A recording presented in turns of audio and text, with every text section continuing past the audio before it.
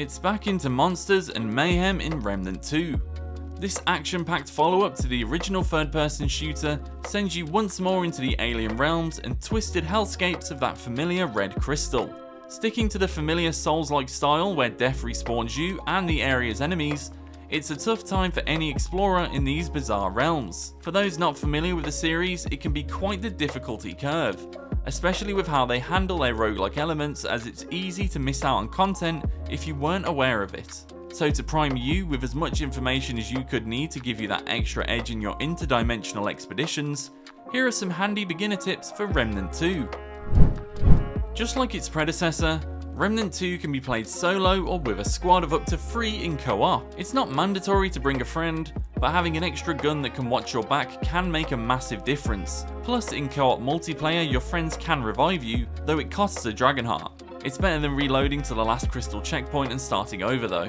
An extra selling point to pairing up with your pals is it allows you to cover more ground, so you'll hoover up extra loot faster, and have a higher chance of finding treasure you would normally miss. However, the enemy difficulty scales to the strongest member in the party, so make sure you're roughly all around the same level, otherwise you could hit a brutal wall or a potential softlock situation.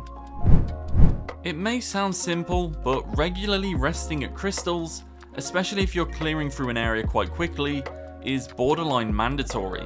Even though these checkpoints do repopulate the area every time you rest, it's a minor inconvenience that's pretty worthwhile. Resting refills your dragon hearts, and whilst your inventory will be heaving with healing items later on, in the early game it's incredibly helpful. Plus it restocks your ammo, which is always helpful when you're deep into a level and running low on a big heal or bullets. So when you activate a new crystal, make sure to sit down for a second to restock. You never know when you might need it. Melee attacks used to just get you in trouble in the first Remnant game, as it would lock you into the swinging animation in one fixed direction, so you'd often save it for when you were out of ammunition or surrounded by trash mobs that would die in one hit. Now thankfully melee is pretty useful, and whilst not recommended on an enemy type that's covered in a status effect, it's now a solid way to smack back any monsters that get too close. There's a range of melee weapons to use, and like the guns, these weapons can be upgraded. One feature of Remnant 2 that might catch out a lot of first timers is that each player starts in a completely random location when they begin a new game. Because of the roguelike nature of the game, instead of everyone going through the same starter world, the type of planet you begin your quest on is completely up to chance. For example, someone may have the Prometheus-like planet of Nurud, or the twisted trees of Yaisha. Why this is worth mentioning is that the difficulty curve, enemy types, and bosses are drastically different, so be prepared for a challenge when you begin the game and step up to that big red crystal. A basic tip that beginners really need to drill into their heads while playing Remnant 2 is that you should take every opportunity to revisit the hub between checkpoints. The various worlds you'll be visiting can absolutely drown you in resources and crafting materials that can be put towards helpful upgrades or new, more powerful weapons from Brabus. This is especially true after boss fights, as they'll often drop an extremely rare crafting part that you can shove into your guns for new abilities. It's also very easy to grind up what you need if you're short, so never feel bad about taking some time out of your adventures to visit the NPCs back at the base.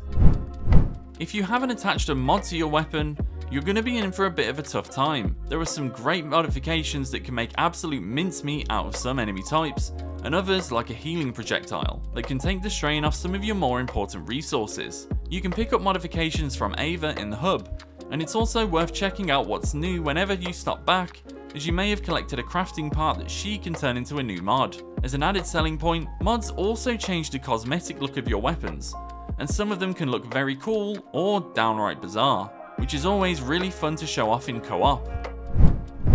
The Dragon Heart in Remnant 2 is essentially your big heal. Think of the Estus Flask from Dark Souls. You only have so many sips. It's a little pricey to upgrade, and it can only be restocked at a crystal checkpoint, plus the animation for using it is pretty slow and can leave you vulnerable to cheap hits at the worst moments. Whilst it is handy to have, there are much better options for healing. Bandages, for example, regen your health and can be bought pretty cheaply, and you can stack more of them in your hotbar. There are also mods and classes like the medic that can heal, so save your dragon hearts for when you really need it, or if you're playing in co-op, prioritise using it for revives instead of healing, as there's no other way to pick up your pals if they get knocked out.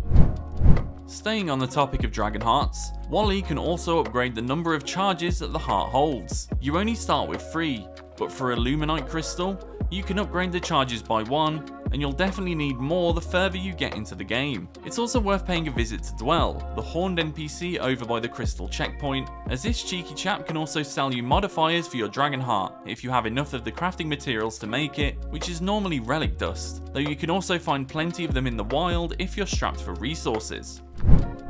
It may seem like an overly simple tip that veteran players might not need, but you would be surprised how easy it is to still blindly walk into a boss fight unprepared in Remnant 2. Thankfully, they're incredibly easy to spot as there's a specific layout to the level that the game places them in. For example, if there's a small crystal checkpoint and a big glowing force field over a door, you're in for a boss fight.